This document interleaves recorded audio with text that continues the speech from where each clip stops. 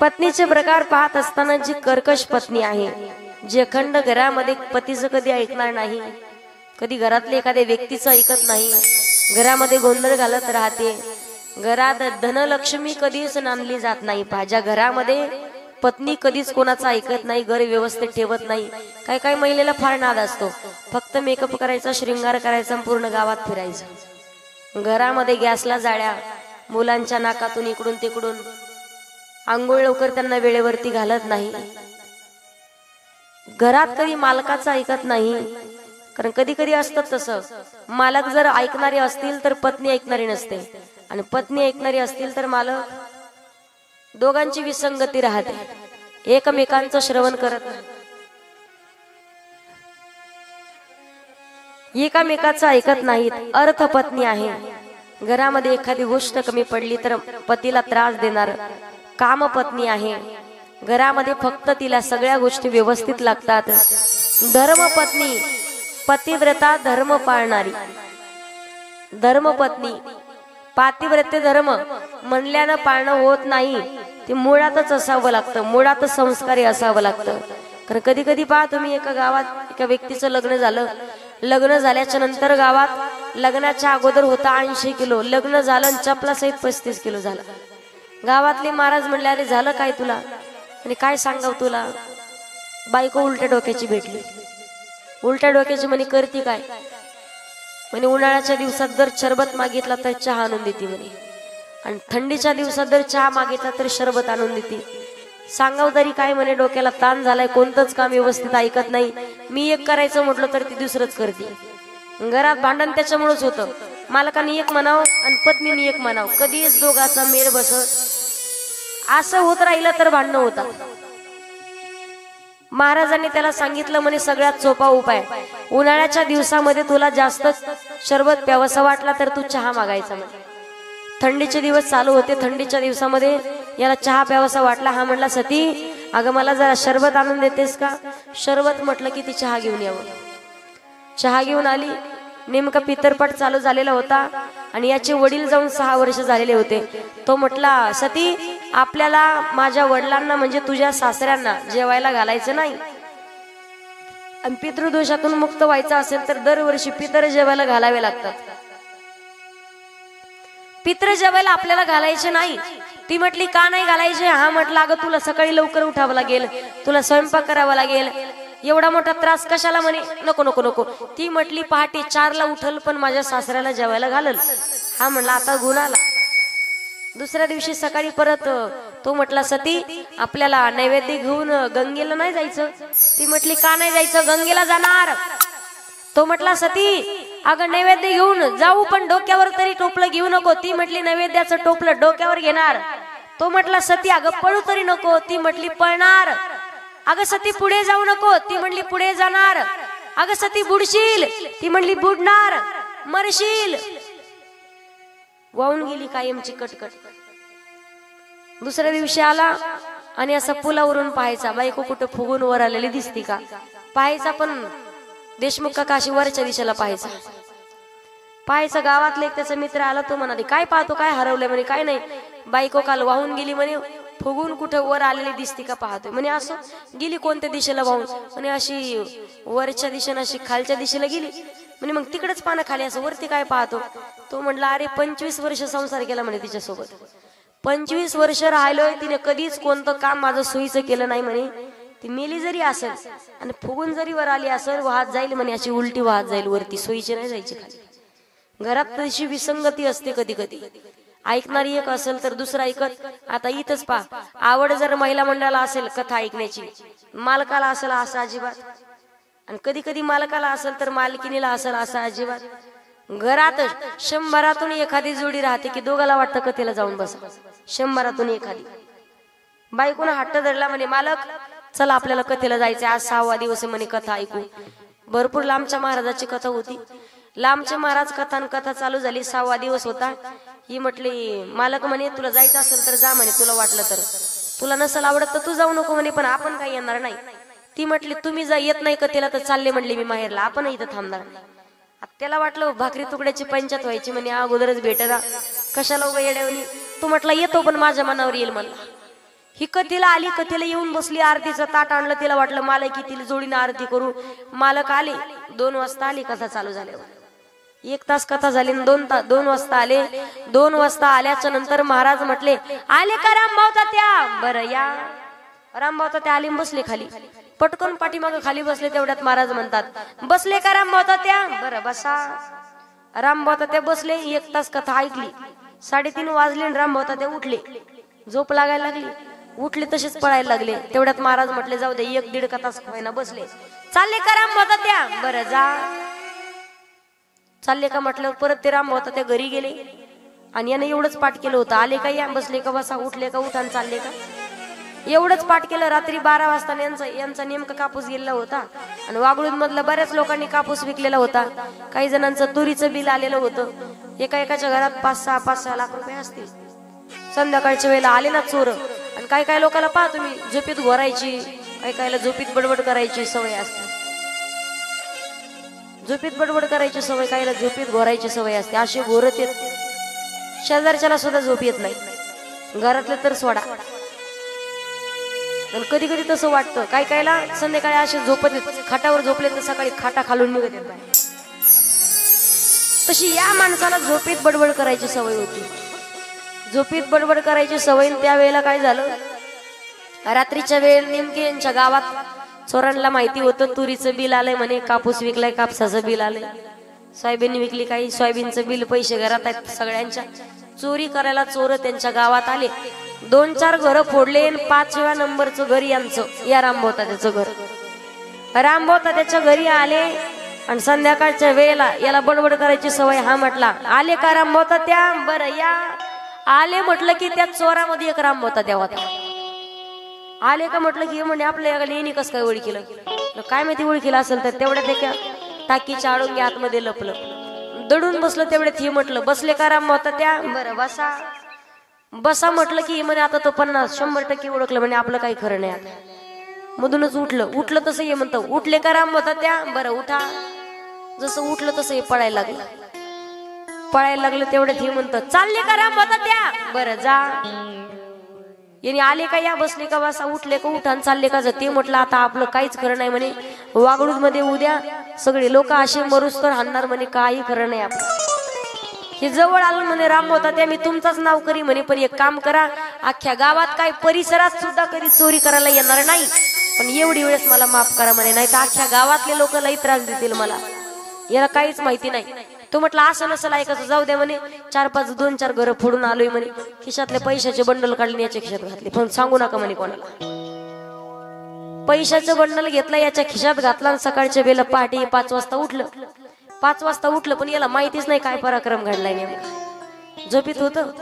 5 वाजता उठलं. उठल्यावर त्याने पाहिलं खिशात जड लागायला लागली. पण झोपताना तर म्हणे खिशात काही ठुलं नव्हतं, पण खिशात जड कशामुळे लागायला. खिशात पाहिलं खिशात जड लागायला लागले. त्यानं खिशात हात घातला तर पैशाचे बंडल, 1 नव्हता, 2 नव्हते, 5 बंडल होते, 1-1 लाखाचे. यांनी पैसे मोजून पाहिले तर 5 लाख रुपये भरले. 5 लाख रुपये भरले. यानं विचार केला, एवढ्या वर्षापासून म्हणे फक्त एकदाच कथेला गेलोय आजच्या दिवस, तर 5 लाख रुपये आलोय म्हणे. पप्याची माई तर किती वर्षापासून रोज जाते, तिच्याकडे किती असतील म्हणे. ज्यांची लक्की लागते त्यांची लागते. कधी कोणाचे चांगले दिवस येतील आणि कशी येतील सांगता येत नाही.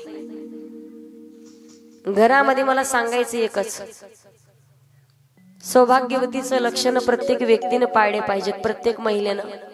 पतिव्रता घरामध्ये मालकाला त्रास देऊन तुम्ही किती कष्ट केले, किती प्रॉपर्टी कमवण्याचा प्रयत्न केला तरी सुख, समाधान आणि आनंद भेटत नाही. पती पत्नीचं कधी पटत नसेल, घराघरात तुमचेच भांडण होत असतील, लेकरांच्या वरती, मुलांच्या वरती सुद्धा संस्कार तसेच होतात. ज्या वेळेला कौसल्या माता, कैकेयी माता, सुमित्रा माता या महान पतिव्रता आहेत. तमसा नदीच्या तीरावरती ज्या वेळेला भरतजी सर्व सैन्याला घेऊन, 3ही मातींना घेऊन त्या ठिकाणी आलेले आहेत. 1 दिवस त्या ठिकाणी मुक्काम झाला. आणि ज्या वेळेला शृंगवेरपूर मध्ये गुहकाची भेट झाली, गुहकाची भेट झाल्याच्या नंतर भगवान परमात्माला ज्या वेळेला भरतजींना आणि त्या ठिकाणी केवटाची भेट झाली. केवटानं दिशा विचारली, कोणत्या दिशेला गेलेली आहेत? केवटानं पाहिलं तर साक्षात प्रभू श्रीराम आल्यासारखं, कारण भरतजी अखंड रामाचं भजन करत करत, अखंड राघवाचं भजन करत करत भरतजी प्रभू राम श्रीरामासारखे दिसत होते. रामजी कोण आणि भरत कोण ओळखायला येत नाही. केवटाची भेट झाली. ज्या वेळेला गंगा मैयाची तटावल ती ओलांडून, गंगा मैया ओलांडून पलीकडे गेले. अखंड प्रभू श्रीरामाचं भजन करते आहेत. आणि चित्रकूट या ठिकाणी आल्याच्या नंतर भगवान प्रभू श्रीराम, सीता माता, लक्ष्मणजी यांना वाटायचं वारेची झुळूक आल्याच्या नंतर अंगाला स्पर्श करून गेली तर वाटायचं काहीतरी आनंदाचे क्षण येणार आहेत, कोणीतरी भेटायला येणार. माहिती नव्हतं, पण ज्या वेळेला भरतजी, तीनही माता, पूर्ण सैन्य, सुमंतक या सगळ्यांना घेऊन प्रभू श्रीरामाच्या पर्यंत पोहोचतायत. प्रभू श्रीरामाचं दर्शन घेतल्याच्या नंतर कौसल्या माता, कैकेयी माता, सुमित्रा माता एवढा आनंद होतोय. विचारलं माझे बाबा कसे आहेत? दशरथजी कुठे आहेत? सांगितलं अयोध्येचा राजा दशरथजी निघून गेलेत, या जगतामध्ये नाही. भरतजींनी प्रभू श्रीरामानी घट्ट मिठी मारली आणि वडिलांच्या जाण्याचं दुःख होऊ लागलंय. आपले वडील निघून जातात, जगाच्या मालकाला सुद्धा दुःख झालंय. पण शेवटच्या वेळेला प्रभू श्रीराम, भरत, शत्रुघ्न आणि दशरथ, त्या ठिकाणी दशरथाला पाणी पाजण्यासाठी कोणी नव्हतं. शोककळा पसरलेली होती, आवाज देत होते, पण त्या ठिकाणी कोणी नाही. भरतजीने सांगितलं मी देखील मामाच्या गावाला गेलेलो होतो, मी येईपर्यंत परत आल्याच्या नंतर पाहिलं तर बाबा निघून गेलेली होती. वडील जाण्याचं दुःख असलं काही जगाच्या मालकाला सुद्धा झालेलं आहे. मी कायम सांगत असते, लहान एखादी बाळ असेल तर आई कायम त्या बाळाला शिकवत असते, बाळा हे करू नको बाबा मारतील, ते करू नको बाबा मारतील, ते करू नको बाबा मारतील. किती मोठं घर बांधलं, किती मोठा बंगला बांधला तर घराला आणि त्या घरातल्या व्यक्तीला शोभा तेव्हाच असते पहा, ज्या वेळेला दारामध्ये म्हातारे आई वडील बसलेले असतात तेव्हा. ते म्हातारे आई वडील जर निघून गेले, जोपर्यंत आहेत तोपर्यंत वाईट नजर करून पाहण्याची हिंमत होत नाही कोणाची घराकडे. निघून गेल्याच्या नंतर त्या घराला घर पण राहत नाही. प्रभू श्रीरामाला सुद्धा वडील जाण्याचं दुःख झालेलं आहे, वियोग झाला, सहन होत नाही, हुंदके देत रडतायत. कौसल्या माता, कैकेयी माता ज्या वेळेला यांचं दर्शन घेतायत, सीता माता यांच्यामध्ये चर्चा होते आणि प्रभू श्रीराम एक विनंती करतात की जोपर्यंत भरत मी अयोध्येमध्ये नाही तोपर्यंत अयोध्येची काळजी तुला घ्यायची आहे. अयोध्येमध्ये मी नाही याची जाणीव अयोध्येमधील कोणत्याच व्यक्तीला, कोणत्याच प्रजेला झाली नाही पाहिजे. आई वडला, आईंची काळजी, प्रजेमधील प्रत्येक व्यक्तीची काळजी तुला घ्यायची आहे. राजसिंहासनावरती बसून राज्य कारभार व्यवस्थित करा असं सांगितल्याच्या नंतर भरतजी गुडघ्यावर झाले, हात जोडले, डसडसा रडू लागले. भरतानं विनंती केली, दादा मी अयोध्या पाहावी, अयोध्येची काळजी घ्यावी, अयोध्येचा राजा म्हणून मी स्वतः राजसिंहासनावरती बसावं यासाठी मी नाही आलेलो. मग 14 वर्ष तुम्ही कित्येक राक्षसांचा उद्धार करा, साधू संतांचं रक्षण करा, पण साधू संतांचं रक्षण करून 14 वर्षाच्या नंतर ज्या वेळेला तुम्ही परत याल ना, परत आल्याच्या नंतर तुम्हालाच अयोध्येचा राजा म्हणून व्हायचं आहे. तोपर्यंत भगवान दादा एक विनंती आहे, तुमच्या चरण पादुका मला पाहिजेत. ज्या वेळेला त्या चरण पादुका स्वतः भरतजींनी प्रभू श्रीरामाकडून हट्ट धरून घेतल्या, स्वतःच्या डोक्यावरती घेतल्या, 3 माता, सैन्य, सुमंतक, सर्व अयोध्येतील सर्व प्रजा भरतजींच्या सोबत अयोध्येकडे रडत निघालेली आहेत. राम भजे शरण रामी शान, राम भजे शरण रामी शान, राम भजे शरण रामी शान. शीश पर खड़ाऊं अखियों में पानी, शीश पर खड़ाऊं अखियों में पानी.